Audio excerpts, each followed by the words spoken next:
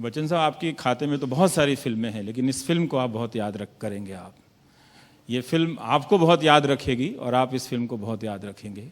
मैं आपसे जानना चाहता हूं कि शूटिंग के वक्त आप ज़्यादा बेचैन हुए या इस फिल्म की जब आपने फाइनल एडिटिंग देखी तब ज़्यादा बेचैन हुए आप?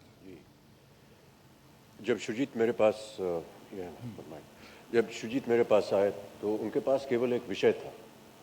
उनके पास कोई कहानी नहीं थी, कोई पटकथा नहीं थी, और 2 मिनट के अंदर हम दोनों ने सोचा कि ये फिल्म बननी चाहिए और तय हो गया। मुझे पता नहीं था कि वो किस तरह का किरदार मुझे देंगे या किस तरह की उसकी पटकथा होगी, कौन उसमें काम करेगा, कौन इसे बनाएगा, कुछ पता नहीं था।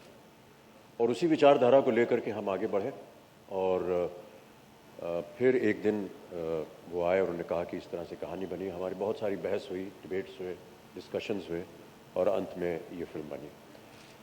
फिल्म के लिखते समय बहुत सी ऐसी हमारी वार्तालाप हुई इनके साथ जहाँ पर कुछ भेदभाव थे हम दोनों के सोच विचार में, उसे हमने तय किया। कई ऐसी जगह थी जहाँ इनकी बात को मैंने सुना, कुछ इन्होंने मेरी बातों को सुना। लेकिन जब हम एक बार ये हमारा तय हो गया कि अब यही हमारी पटकथा होगी, इसी को हम बनाएंगे, तब सेट पे जा करके उसे इनैक्ट करना एक अलग ही हमारे लिए एक अलग वातावरण बन गया। और ऐसा कहते हुए बड़ा अजीब सा लगता है, लेकिन कई बार हम लोग आर्टिस्ट जो है इमोशनल सीन्स वगैरह करते हैं तो किसी और पदार्थ का उपयोग कर लेते हैं, ग्लिसरीन वगैरह डाल लेते हैं और फिर रो लेते हैं। लेकिन मैं कहना चाहता हूँ कि हमारे जितने भी सह कलाकार यहाँ बैठे हैं, वो और तापसी और मैं, कई बार ऐसा हुआ इस फिल्म के दौरान कि हमें ग्लिसरीन की ज़रूरत बिल्कुल नहीं पड़ी और हम स्वयं भावुक इतने हो गए थे कि हमारे आंसू अपने आप गिरे। इस तरह का वातावरण था हमारे इस सेट पर।